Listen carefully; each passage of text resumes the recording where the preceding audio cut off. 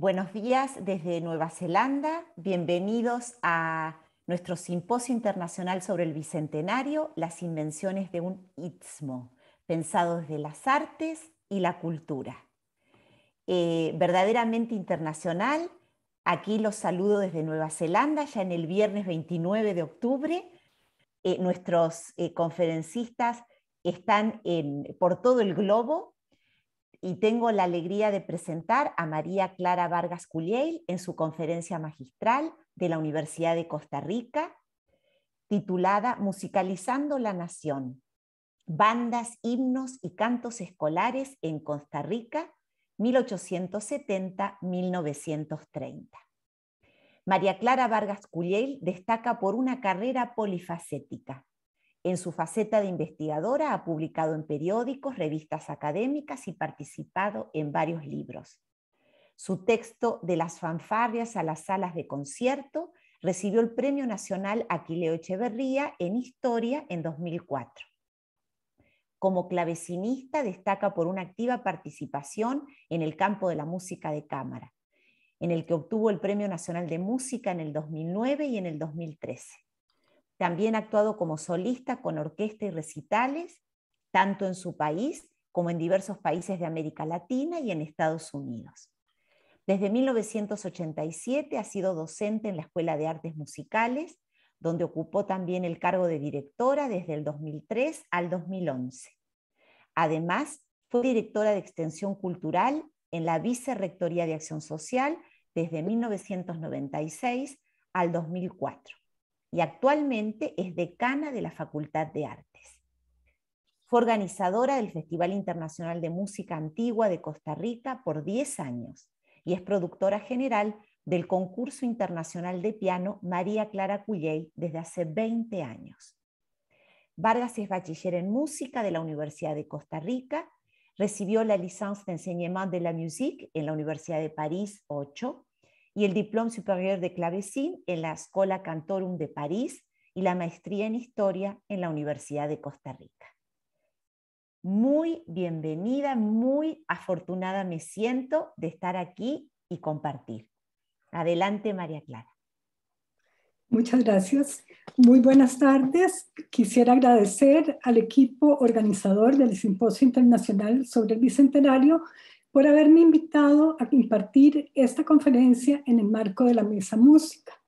Un saludo especial a la doctora Olga Joya, directora del Centro de Arte y Cultura de la UNA, y también a nuestra anfitriona, la doctora Celina Bortolotto. Y por supuesto a los compañeros de esta mesa virtual, maestros Benjamín Juárez y Leonel Alvarado. Y un saludo cordial a todas las personas que nos están acompañando desde las redes sociales en nuestras diferentes instituciones. Esta tarde quisiera presentarles de qué manera el Estado costarricense utilizó la música como un elemento que ayudó a reforzar el proyecto de identidad nacional.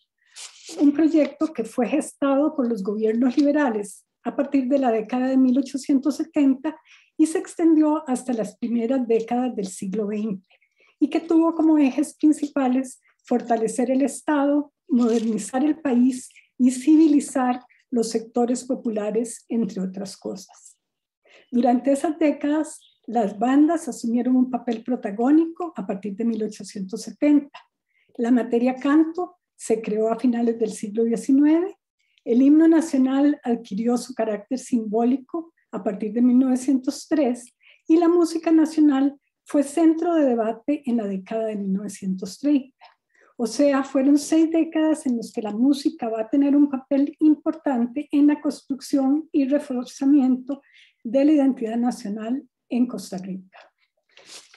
Por supuesto que hay muchos autores que influyen en mi trabajo, entre ellos el concepto de comunidad imaginada de Benedict Anderson, de la invención de tradiciones de Eric Hobsbawm, la idea que nos presenta Elias Siegmeister de las cualidades de la música para generar un sentido de solidaridad grupal que va a despertar en un gran número de individuos una emoción común y un sentido de participación conjunta en un ritual o evento de significación vital para el grupo.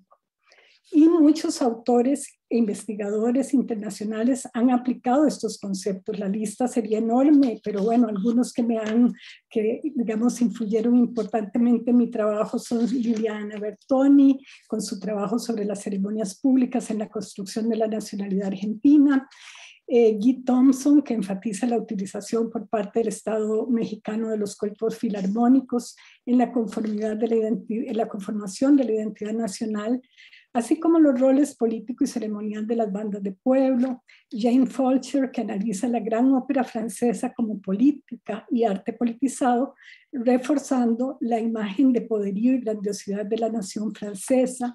Alejandro Madrid, que analiza la relación entre la música, la cultura y las ideas en el México postrevolucionario.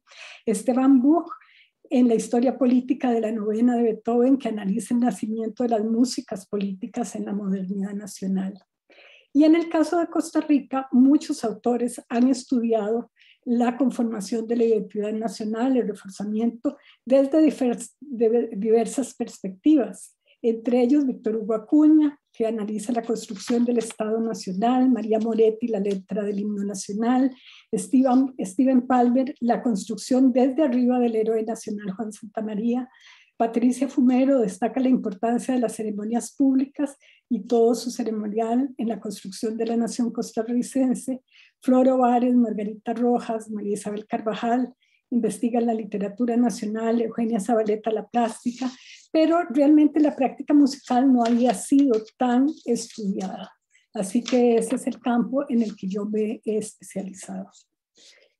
Un primer aspecto en el que el Estado costarricense utilizó la música a su favor fue por medio del uso de las bandas militares en el ceremonial cívico. Las bandas son las agrupaciones musicales más antiguas de Costa Rica. De hecho, podemos rastrearlas desde la época colonial, donde documentamos la presencia de músicas militares. Pero en ese momento no eran bandas realmente, sino que eran pequeñas agrupaciones integradas básicamente por redoblantes, clarines y chirimías. O sea, grupos ruidosos para convocar a la población a diversas actividades religiosas y de la corona. Después de la independencia en 1821, y con la oficialización de las milicias del Estado de Costa Rica en 1828, la situación no varió sustancialmente para las agrupaciones musicales del ejército. La cantidad de músicos siguió siendo pequeña y la variedad instrumental siguió siendo reducida. En este listado podemos ver cómo estuvieron conformadas las bandas en diferentes momentos, desde 1832, donde vean que era un grupo realmente insignificante y ruidoso, básicamente, hasta que se fue consolidando y sobre todo en la época en que vamos a conversar, a partir de 1870 y en adelante, ya sí adquieren el verdadero tamaño de una banda y todo el instrumental que debe tener una banda. Antes de esto, veamos que básicamente eran agrupaciones integradas por clarines, tambores y de vez en cuando pífanos. En 1849 se le agregan algunos instrumentos, pero sigue siendo agrupaciones que no podían hacer más allá de los toques de ordenanza. No es sino hasta más adelante que esto va a cambiar. A partir de 1870 empieza una nueva etapa a cargo de gobiernos que, al igual que en otros países de América Latina, buscaban la modernización del país por medio del fortalecimiento del Estado, del capitalismo agrario y del proceso civilizatorio. En este contexto, asume el poder el general Tomás Guardia, quien inicia una serie de transformaciones en el campo institucional. Una de ellas, el ejército, se modernizó y consolidó. Las bandas que eran parte de ese ejército se vieron involucradas en estos cambios. El Estado se preocupó por dotar de instrumentos y posteriormente de uniformes con los colores nacionales a las bandas. Con esas mejoras técnicas y visuales y con el aumento considerable del número de integrantes, el papel de las bandas en el ceremonial cívico varió. Su participación en las ceremonias públicas servía no solo para convocar, sino para reforzar la imagen estatal y el patriotismo, dándole brillo y lucimiento. El conjunto, formado por numerosos músicos bien uniformados, con instrumentos sonoros y brillantes, era un espectáculo visual y auditivo de gran impacto que reforzaba la imagen de grandiosidad y poderío que el Estado necesitaba consolidar. A partir de ese momento, las bandas tuvieron un papel protagónico en todo tipo de ceremonias estatales. En esas ceremonias había numerosas comitivas, discursos, banderas, arcos y otros adornos que eran subrayados por las marchas marciales que tocaban las bandas militares. Es precisamente en esta época también en que empiezan a aparecer las primeras obras compuestas por compositores nacionales. Las ceremonias cívicas se fueron haciendo cada vez más complejas. La espontaneidad de mediados de siglo, en la que la fanfarria convocaba las celebraciones, quedó atrás. Las nuevas ceremonias implicaban comisiones encargadas de los preparativos, desfiles ensayados por varios días, adornos de calles, lista de invitados especiales y organización de otras actividades conexas como banquetes, conciertos, entre otros. En estas celebradas ceremonias, las bandas estaban presentes desde la madrugada para despertar a los vecinos con la diana. Durante el día acompañaban desfiles y ceremonias, y en las tardes y en las noches ejecutaban conciertos de gala o en los bailes de gala también.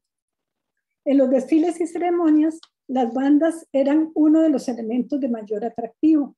Por eso, a finales de la década de 1880, los colores nacionales que hasta ahora estaban presentes en el adorno de las calles, nada más en las banderas y en las guirnaldas, pasaron a ser parte del uniforme de los músicos militares. En 1885, el uniforme estaba constituido por un pantalón rojo, camisa y cintas azules, botones y hebillas doradas.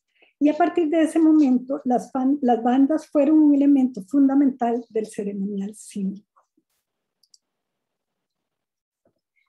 Otra manera evidente en que el Estado se apoyó en la música para fortalecer su proyecto de identidad nacional fue por medio de los cánticos patrióticos.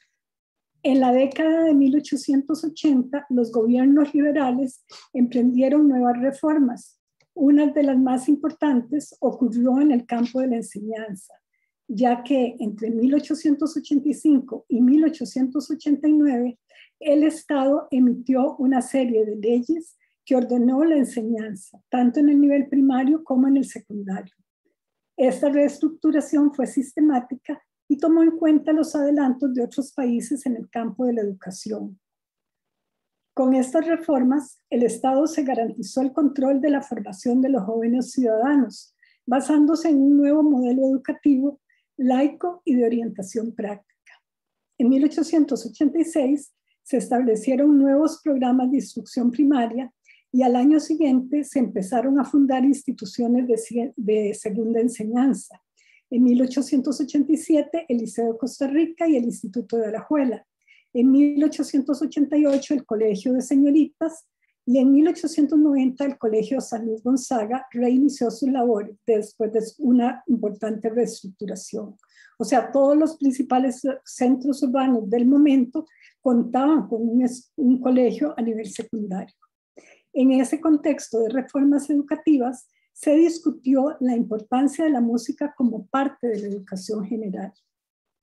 Hasta la década de 1880, la música había sido un elemento accesorio en la educación. De hecho, se hablaba de las clases de adorno.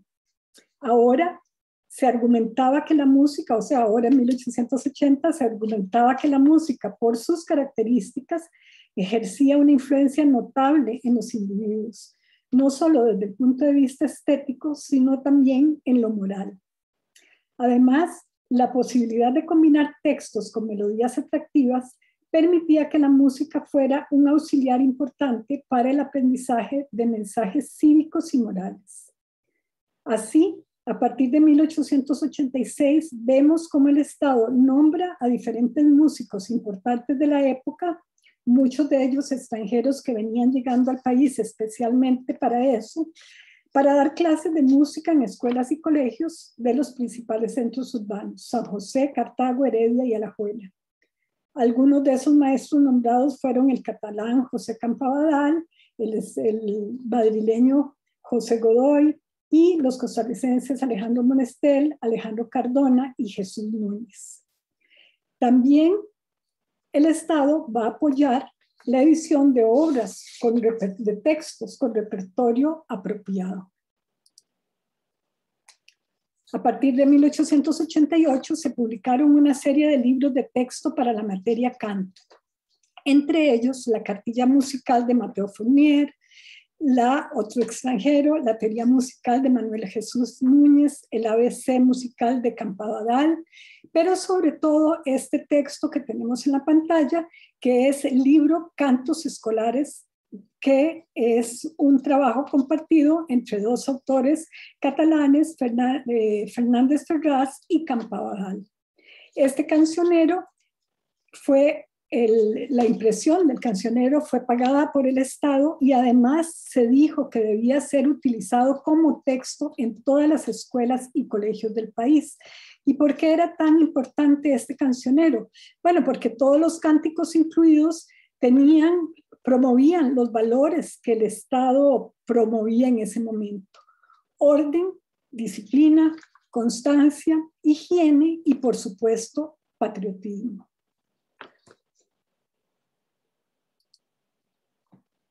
También en esta época surgen la mayoría de los cantos patrios que cantamos todavía hoy en día en mi país. Desde Rafael Chávez Torres con El duelo de la patria en 1882 hasta el coro patriótico de José Campabadal. Marqué en amarillo los compositores extranjeros, básicamente José Campabadal, que escribió varios de los himnos patrióticos, recién llegado a Costa Rica, y aún así escribe esos himnos patrióticos que van a ser parte de la formación en escuelas y colegios y que, como les comenté, todavía se canta.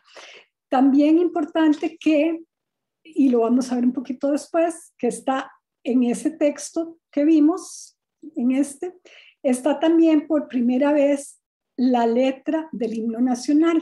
No es la letra actual, es una letra anterior.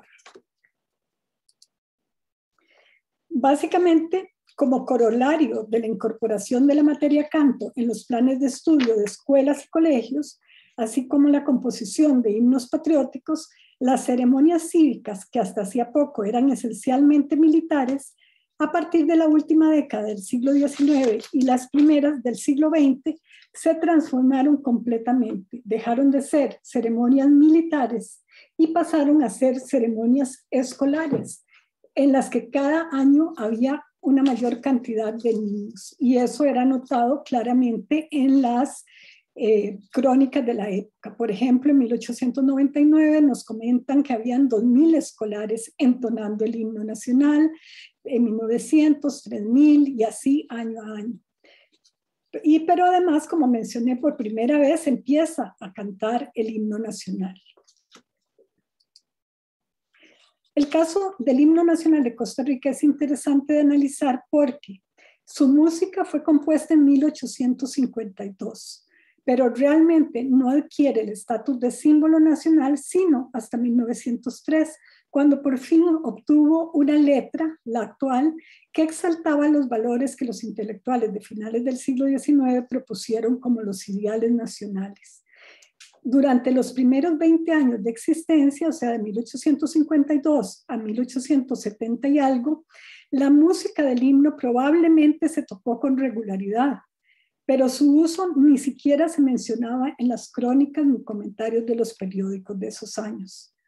Nos encontramos entonces ante una música encargada para ser ejecutada como himno nacional, porque así se le encargó a Manuel María Gutiérrez, que es nuestro primer compositor y además era el director general de bandas, y que probablemente fue utilizada con frecuencia porque las bandas siempre aprovechan todos los materiales que tienen para tocarlo una y otra vez, pero cuya intención pasó desapercibida para la gran mayoría de los habitantes del país. A partir de 1870, las crónicas periodísticas muestran que hubo varios intentos de ponerle letra a este himno. A pesar de esas letras, el himno seguía sin tener difusión. En las crónicas de los periódicos de las fiestas de independencia efectuadas los 15 de septiembre, desde los años 1875 hasta 1887, en los cuales revisé, digamos, con mucho cuidado, se menciona la participación de las bandas militares. Sin embargo, no se explicita que se entone el himno nacional. Tampoco se menciona en ningún programa de las retretas o de los bailes efectuados durante esos años. Es más, en las crónicas de acontecimientos importantes, a pesar de que la participación de la banda militar era habitual y que en algunos casos se anotó el repertorio ejecutado, no se menciona la ejecución del himno nacional. No es de extrañarse que esto sucediera, puesto que aunque la concepción de Costa Rica como nación estaba integrada en el vocabulario político de las élites de finales del siglo XIX, el historiador Víctor Hugo Acuña aclara que dicha definición no era necesariamente compartida por el conjunto de la población del territorio costarricense. Era necesario, como explica Arturo Taracena, un proceso de construcción de conceptos, de imágenes y de discursos para lograr que la idea de nación fuera compartida por la mayoría de los costarricenses. Una primera señal clara del interés estatal porque el himno adquiriese la categoría de cántico nacional fue el acuerdo número 151 de 1888, en el que se accede a la solicitud de publicar por cuenta del Tesoro Público el libro que mostramos anteriormente, Cantos Escolares, y que contenía por primera vez el himno nacional y una letra, y además, como mencionamos también, se recomendó como texto obligatorio de escuelas y colegios.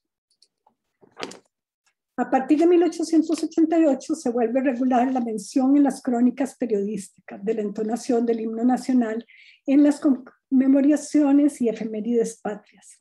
Los desfiles de las compañías militares, subrayados siempre por las balas de salva de artillería, la música de las bandas, los discursos y las banderas, ahora además contaban con el himno nacional, no solamente instrumental, sino entonado por algunos escolares. Pero el pueblo no lograba aprenderse esa letra de Fernández Ferraz y de Campabadal. La consideraban complicada y de difícil memorización. Por ello, en 1903, varios periódicos, preocupados por la poca participación a la hora de entonar el himno, sugirieron un cambio de letra.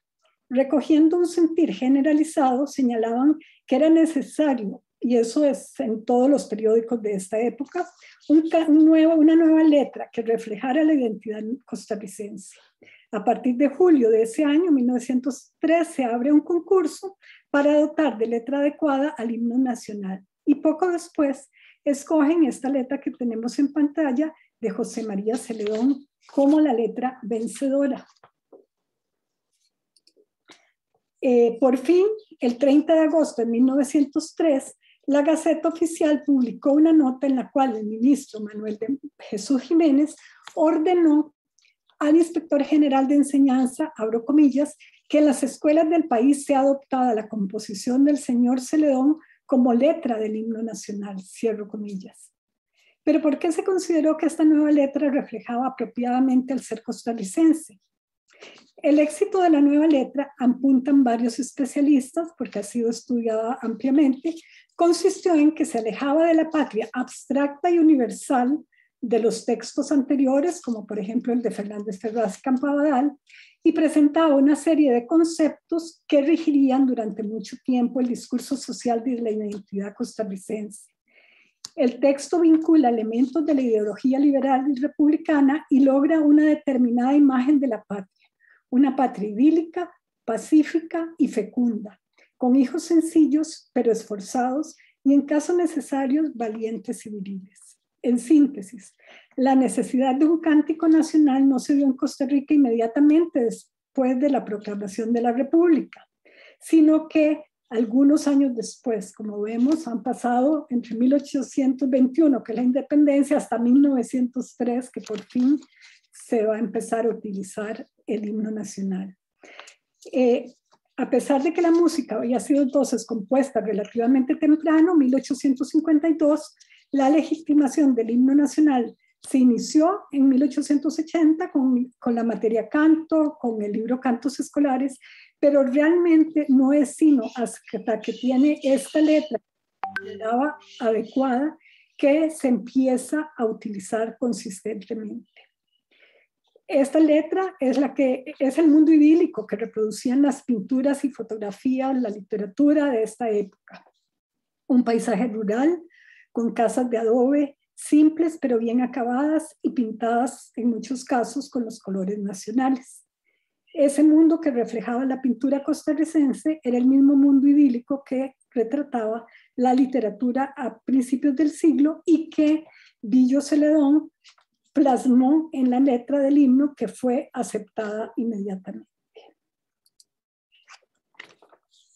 Como hemos venido comentando, desde la formación del Estado costarricense, las bandas y posteriormente los himnos patrióticos enseñados en la materia canto permitieron una aproximación vehemente con el sentir nacional. La idea de una producción musical nacional, sin embargo, nunca se había forjado entre los compositores costarricenses de la época, pero sí en la literatura y en la plástica. Ese despertar del nacionalismo en la pintura y en la plástica no fue casual, sino que estaba inmerso en una corriente de nacionalismo latinoamericano. Esta corriente influyó a los intelectuales costarricenses de manera tal que afloró de diversas formas en las producciones literarias y las plásticas del periodo. En el caso de la música, mientras que en los países latinoamericanos los compositores buscaban en la música indígena o popular la fuente para crear un lenguaje particular, en el caso de los compositores costarricenses existía un problema. Por décadas, la mitología nacional insistió en que éramos una sociedad homogénea racialmente, blanca por supuesto, en la cual los elementos indígenas y negros estaban ausentes. Entonces, a pesar de que las fuentes de enriquecimiento melódico y rítmico existían en el país, no eran escuchadas por los compositores del país.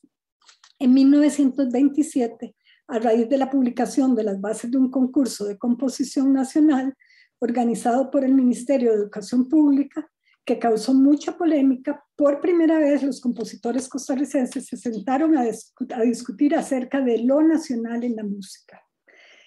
Las opiniones estaban divididas. Para algunos, y todo esto lo encontramos en las crónicas, por suerte, de los periódicos, porque si no, no sabríamos de esta polémica. Para algunos, la música es un lenguaje universal que no debe tener nacionalidad. Para otros, es necesario darle a la música un carácter nacional.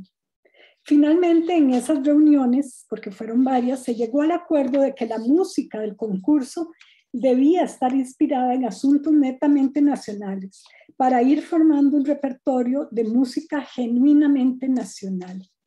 La Memoria de Educación Pública de 1929 señaló el éxito del concurso, al cual se presentaron 96 composiciones, de las que se premiaron 8. Pero ¿qué era lo que consideraban asuntos netamente nacionales? Nuevamente, hay mucha discusión, pero finalmente coincidieron los compositores presentes en estas reuniones que el elemento rítmico era primordial para crear esa música nacional. Por ejemplo, el compositor Frer propuso que se abriera un concurso y lo pone así para inventar un ritmo que sirviera de norma para esa música regional o típica. Otros señalaron que los ritmos nacionales no se inventaban, sino que se formaban a través de los siglos. Ante esta discusión, el ministro de Educación señaló que él tenía fe en las fuerzas creadoras de la nación. Y Julio Fonseca, el compositor más importante de la época, propuso tomar de base el punto guanacasteco, el 6x8 del punto guanacasteco, que es la música del norte de Costa Rica. Así que en 1928, José Daniel Zúñiga, que era el inspector de música del gobierno, Julio Fonseca, el compositor más reconocido del momento, y Roberto Cantillano, el director general de bandas, o sea, las 3 personalidades más importantes en el ámbito de la música de ese momento, organizaron una serie de excursiones a Guanacaste para recopilar la música nacional. Es interesante señalar que lo que originalmente se había establecido como una búsqueda de material no editado, ahora se convierte en una requisa de música en una región determinada. O sea, se convirtió en algo de necesidad pública. La idea discutida en la reunión de 1927 de encontrar un ritmo nacional y la sugerencia de Julio Fonseca de que podía ser el 6x8 típico de la música guanacasteca pareciera haber servido para que esa búsqueda fuera dirigida a esa región. Vamos a escuchar un minuto del punto guanacasteco, que es esa pieza que se convirtió como una especie de himno de la música tradicional costarricense.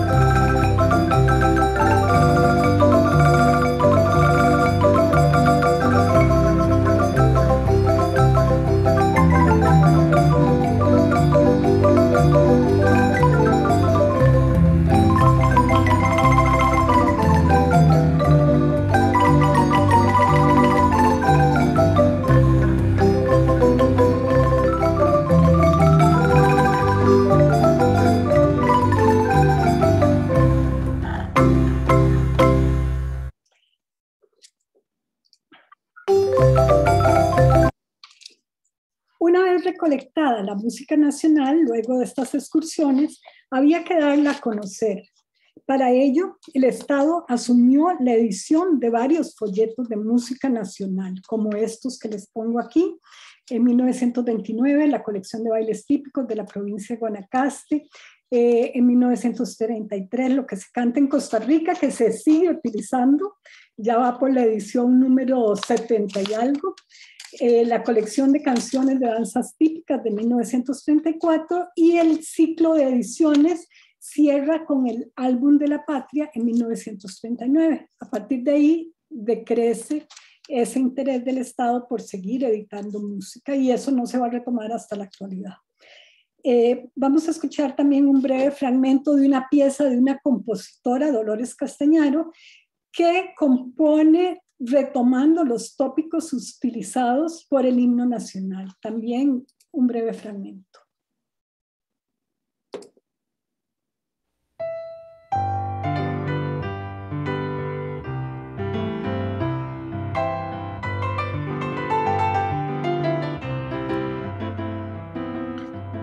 Tengo allá arriba una casita que parece un palomar. Es graciosa, chiquitica y se presta para amar. Cuando en la noche se ilumina ese nidito de amor y titilan las estrellas a la luz de nuestra gran pasión. Amor, mi bien, acuérdate de la casita chiquitica, regresa pues, porque allí encontrarás siempre mi amor.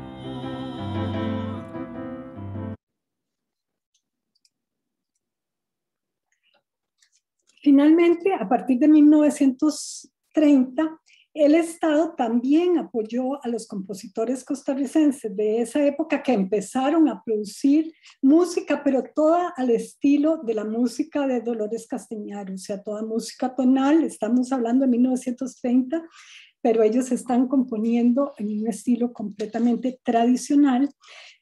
Pero bueno, igual durante una década va a haber una gran cantidad de conciertos.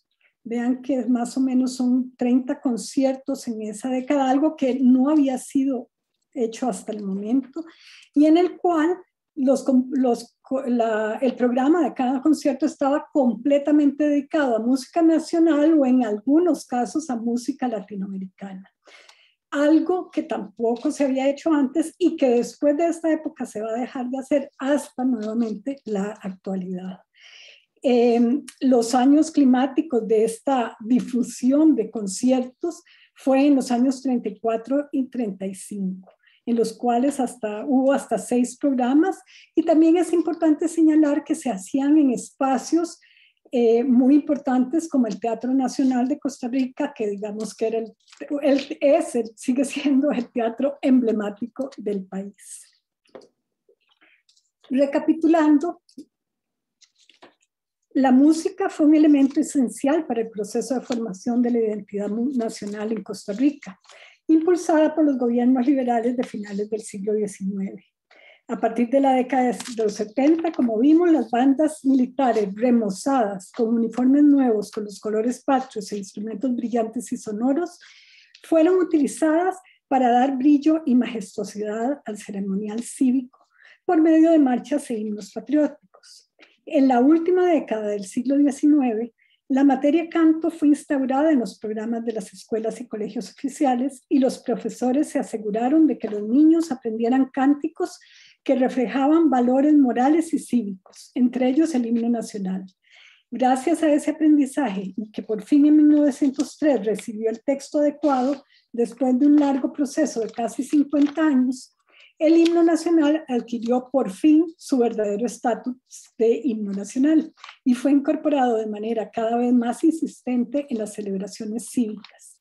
Finalmente, otro aporte importante de la música a la identidad costarricense fue el proceso de adopción del ritmo guanacasteco como ritmo nacional, ocurrido a fines de la década de 1920. En la mayoría del repertorio recopilado en esos años, el ritmo guanacasteco en 6x8, típico de las parranderas, como escuchamos el punto guanacasteco, fue el elemento fundamental. Sin embargo, a pesar de los esfuerzos que significaron los conciertos y las ediciones de ese material, los compositores costarricenses de la época no lograron crear un repertorio instrumental que reflejara una reelaboración o desarrollo de los materiales melódicos o rítmicos recién descubiertos. En todos los casos, lo que crearon fueron popurrís de las danzas y las canciones tradicionales guanacastecas. Probablemente, debido a la ausencia de una orquesta sinfónica en el país y a la escasez de agrupaciones de cámara, un repertorio más elaborado no fue viable. Lo que se logró fue crear un importante número de canciones escolares y nuevo repertorio para bandas. Además, gracias a que fue escuchada en numerosos conciertos y bailada en muchas veladas escolares, la música guanacasteca adquirió el papel de música folclórica costarricense en el imaginario nacional, que se va a reforzar en varias ocasiones. En 1947, cuando el punto guanacasteco, el fragmento que escuchamos, fue declarado baile nacional. En 1974, cuando un grupo importante de marimba, la Marimba Diriá, fue declarada marimba nacional por decreto ejecutivo también. A partir de la publicación oficial de dicho decreto, la Marimba Diriá fue considerada el grupo nacional y empezó a hacer una labor a nivel mundial, porque ellos viajaron por todo el mundo dando a conocer esta música como la música folclórica costarricense. Pero lo que es importante también destacar es que la adopción de la música guanacasteca como música folclórica nacional significó la exclusión de otras músicas, como por ejemplo la indígena o la afrocaribeña. Esta exclusión se entiende por dos razones. En primera instancia, porque la región guanacasteca fue asumida como parte del territorio nacional mucho más temprano que la región caribeña. Ya en 1848, Guanacaste era una de las 5 provincias de la nación costarricense, mientras que la región afrocaribeña, este proceso se va a iniciar hasta 1870, con la construcción del ferrocarril al Atlántico. Por otro lado, condiciones especiales de la región limonense que llevaron a la pluriculturalidad de los pobladores, así como la importancia de las inversiones extranjeras y la débil presencia estatal, ayudaron a la integración regional caribeña, pero no facilitaron su integración a una nación que más bien exaltaba la homogeneidad racial caucásica. Muchas gracias.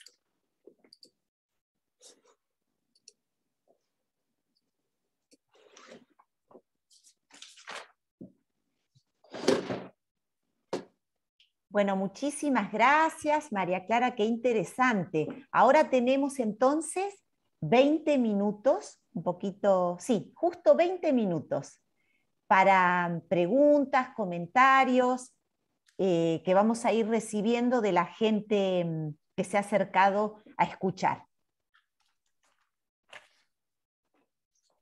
Yo puedo empezar. Muchas gracias, María Clara. A mí me interesó, bueno, me gustó mucho eso de la génesis de las bandas como grupos entusiastas que hacían mucho ruido, ¿no? Obviamente está esa cuestión carnavalesca comunitaria, ¿no? Al comienzo, de estar juntos.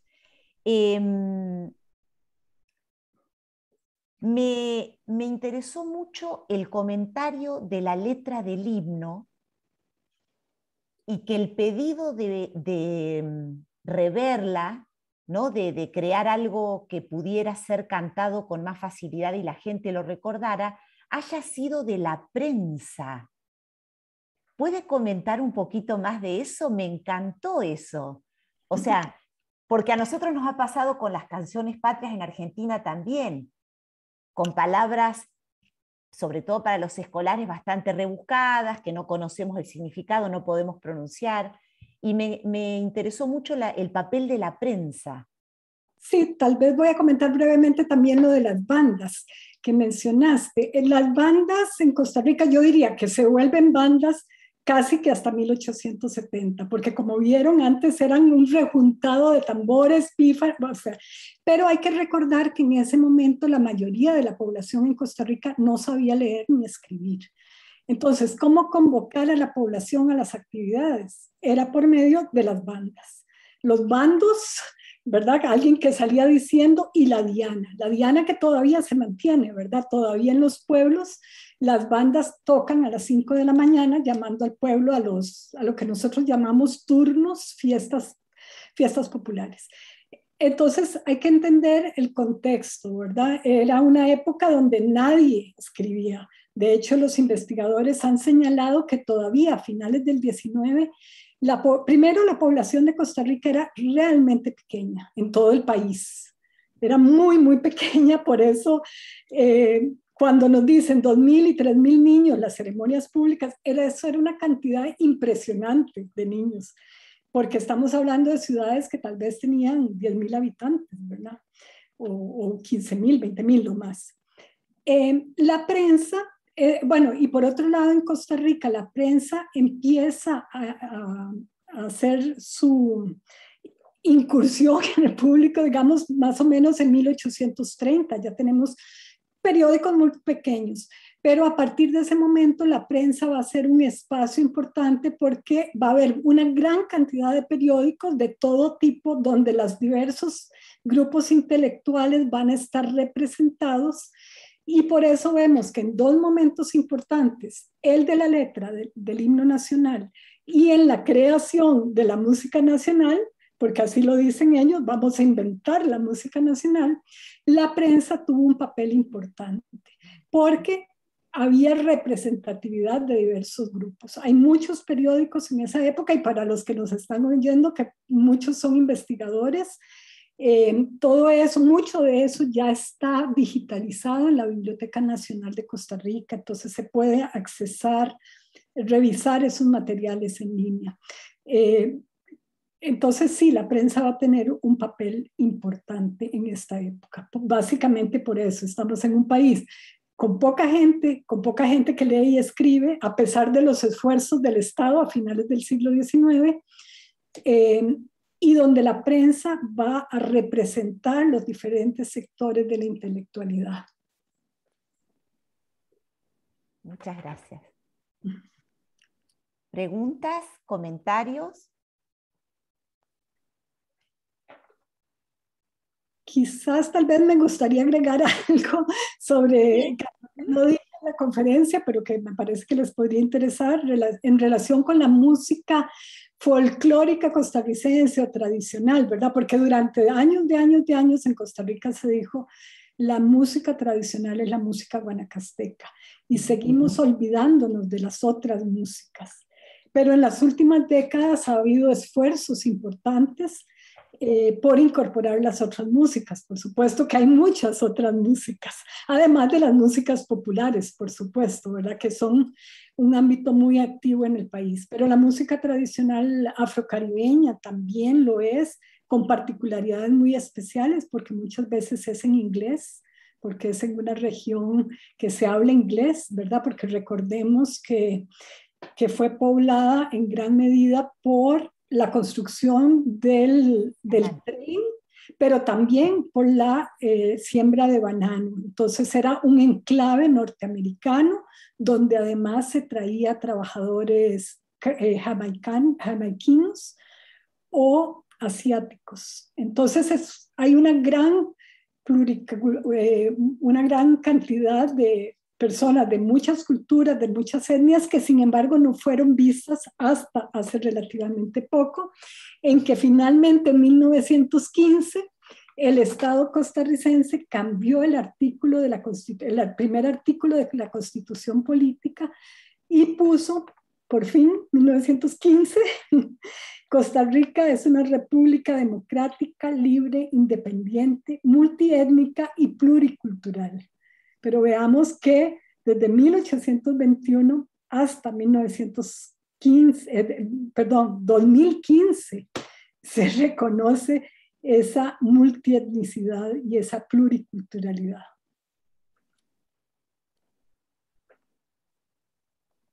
Muy bien. Tenemos saludos. ¿Alguien de los de los asistentes que quiera hacer una pregunta? ¿Comentario? Felicitar a la doctora Vargas Curiel por su excelente presentación, y quisiera yo preguntarle de un gran compositor costarricense que tuve el privilegio de estrenar alguna obra en México y de dirigir también su concierto para violín con Jan Zajewski, un violinista que vivió muchos años en Costa Rica, y me refiero a mi tocayo Benjamín Gutiérrez, que bueno, escribió en otros idiomas, pero de todos modos me parece que es un representante de la música costarricense del siglo XX, que casualmente estudió aquí en Boston. Sí, don Benjamín Gutiérrez es considerado el músico más importante, de hecho recibió un reconocimiento, el músico más importante del siglo XX en Costa Rica, pero él ya pertenece a esa segunda generación que se da precisamente después de 1950. Don Benjamín efectivamente estudió, creo que primero en Guatemala, si mal no recuerdo, siendo muy joven. Luego se fue a Boston y luego estuvo un tiempo también en Argentina, en el Torcuato de Tela. Y entonces él tiene una formación muy interesante y por supuesto él y otro maestro muy importante, Bernal Flores, y una compositora, Rocío Sanz, que luego se fue a vivir a México, son los compositores que empiezan a estar activos a partir de la década de 1960. Con ellos ingresa el lenguaje musical contemporáneo a nuestro país. Son tres personas muy, muy importantes, cada una de ellas con personalidades muy diferentes. Y bueno, don Benjamín está muy bien. Le voy a transmitir su saludo, don Benjamín. Estoy segura que él va a estar muy feliz de saber de usted. Don Benjamín sigue activo y bueno, no, creo que últimamente sí no está componiendo tanto, pero sí su música sigue siendo emblemática y sigue siendo tocada tanto a nivel nacional como internacional. Más bien, muchas gracias por recordarlo. Y nada más otro comentario. Bueno, Rocío Sanz vivió muchísimo tiempo en México, fue una asidua colaboradora de la UNAM a través de Radio UNAM, sobre todo haciendo un programa de radio que se llamaba El Rincón de los Niños, y tuve también la fortuna de trabajar con ella en varios proyectos inolvidables. Sí, Rocío Sanz es también un personaje importante para nosotros, pero que sin embargo la conocemos poco. Recientemente, por el hecho de haber vivido en México, recientemente sí hay trabajos nuevos de jóvenes investigadoras, como la doctora Tania Camacho, que ha hecho un trabajo muy importante de ella. Y en la Escuela de Artes Musicales de la Universidad de Costa Rica tenemos un archivo histórico musical que recoge obra manuscrita de compositores desde 1850 y pico hasta la actualidad. Y ese archivo empezó precisamente cuando la persona que la fundó fue a la muerte de Rocío Sanz a conversar con el esposo para ver si nos la quería dar, y él realmente muy generoso, nos dio toda su música, todas sus cartas, sus fotografías. Así que con la obra de Rocío Sanz inició el Archivo Histórico Musical, un archivo histórico que en este momento tiene 28 años y que es realmente una unidad muy activa, porque se ha vuelto no solo un lugar de guardar el repertorio, sino también de restaurarlo, de publicarlo en partituras, de grabarlo y, bueno, hacer otro tipo de actividades. Pero sí, Rocío Sanz es también una persona clave para nosotros.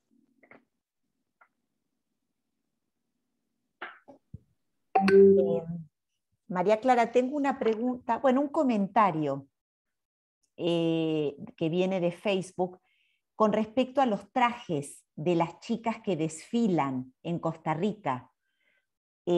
Observo que las chicas que desfilan van con trajes bastante largos, a diferencia de, como a la rodilla, a diferencia de Honduras y El Salvador, que usan trajes más cortos. No sé si se refiere a las escolares o a trajes típicos. ¿Siguen haciendo desfiles? Sí, digamos que alrededor del 15 de septiembre siempre está esta idea de hacer los desfiles patrióticos. Bueno, ahora por la pandemia, por supuesto, no, pero digamos que en épocas normales, uno desde más o menos desde julio empieza a escuchar los tambores y las trompetas, porque en todos los colegios públicos, que es un grupo muy importante de colegios en el país, empiezan todas las bandas a montar el repertorio. Pero bueno, yo creo que eso merece un análisis diferente, porque ahí ya diría que a veces el repertorio que tocan es completamente ecléctico. Oímos cantos patrióticos, pero también oímos la música de moda en la radio. Y por otro lado, bueno, es que en esos desfiles, pues sí se conserva, digamos, los uniformes de los colegios. Por eso van con uniformes un poco más tradicionales, por así decirlo. Pero si vemos esas mismas bandas tocando en otras actividades, como por ejemplo el Festival de la Luz, que es también una actividad típica a finales del año, que es relacionada entre Navidad y Año Nuevo, pues ahí las faldas se acortan, ya no, porque ya no son los uniformes de las escuelas y colegios, ¿verdad? Entonces yo creo que depende de la actividad en la cual se presentan las bandas y las bastoneras, porque son marching bands al estilo norteamericano, ¿verdad? Las que ahora actúan en esas actividades, pero sí hay una tradición importante. Todas las municipalidades, las escuelas municipales tienen su banda que participan en esas actividades. Y acaba mi pregunta. En Argentina también, asociado a las fuerzas del orden, ¿no?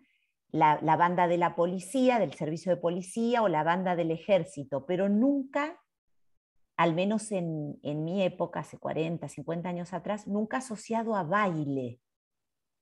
Siempre a desfile y a organización, digamos, espectacular. Estoy pensando en Walter Benjamin, ¿no? En la puesta en escena, el espectáculo, pero marcial, no de fiesta, no a baile. En Costa Rica sí. Bueno, perdona, es que recordemos que en Costa Rica no hay ejército, ¿verdad? Y eso hace una gran diferencia. Veamos que desde el siglo XIX, que fue lo que yo les conté, los gobiernos liberales tomaron la decisión por esas cosas que no sabemos. Pero bueno, hay mucho investigado, por supuesto, pero tomaron la decisión de darle a la educación un papel protagónico. La educación y la salud se convirtieron para los gobiernos liberales del siglo XIX en dos temas fundamentales. Y el ejército cada vez fue disminuyendo su presencia hasta que en 1948 se fue abolido. Entonces, para nosotros, pues desde finales del siglo XIX, las ceremonias públicas se transformaron en ceremonias infantiles y a partir del 48 con más razón porque ya no había ejército. Lo más que tenemos es la policía, ¿verdad? Pero bueno, de vez en cuando, pero no participan en estas ceremonias. Son básicamente escuelas y colegios los que participan. Entonces, sí, al ser escuelas y colegios se vuelve un poco más laxo el repertorio. Y a veces hay críticas importantes, ¿verdad? Porque, bueno, junto a los himnos patrios, de repente aparece la Macarena y aparecen canciones que no tienen nada que ver ya con lo patriótico. Pero bueno, también en las discusiones recientemente estuve en una mesa en la que se discutió si la letra del himno nacional actual tiene ya vigencia, porque bueno, es una letra que habla de lo viril, todavía menciona la guerra en un país donde no hay ejército, ¿verdad? Entonces yo creo que son cosas que se van transformando. Creo que solo en esa mesa he oído hablar de ese cambio de una posible cambio de letra en un himno, en nuestro himno nacional. Pero sí son temas que entonces de repente nos sorprenden, ¿verdad? Porque sí una marcha que se supone que es muy formal para el 15 de septiembre, de repente introduce repertorios que no esperaríamos, ¿verdad? Y sí, muy bailados, como dijiste en algún momento. Sí queda esta imagen de la grandiosidad, siempre está, ¿verdad? Pero es una grandiosidad asociada a la educación, porque nosotros de alguna manera dentro de ese ideario nacional también se ha impulsado esta idea que tenemos más estudiantes que ejército, ¿verdad? Que nuestro ejército son los niños y colegiales, etcétera. Muy bien. Manda felicitaciones por la exposición, utilizar las bandas ante las limitantes educativas del momento, Tito Estrada. Muchas gracias a don Tito. Si no hay ninguna pregunta más, comentario, preguntas de los asistentes. Bueno, agradecerle a María Clara Vargas Culliel, un honor muy interesante conocer, bueno, de nuestra América Latina, de las historias, de cómo nos hacemos, ¿no? Sí. Y bueno, creo que vamos a interrumpir momentáneamente la grabación y luego nos reconectamos.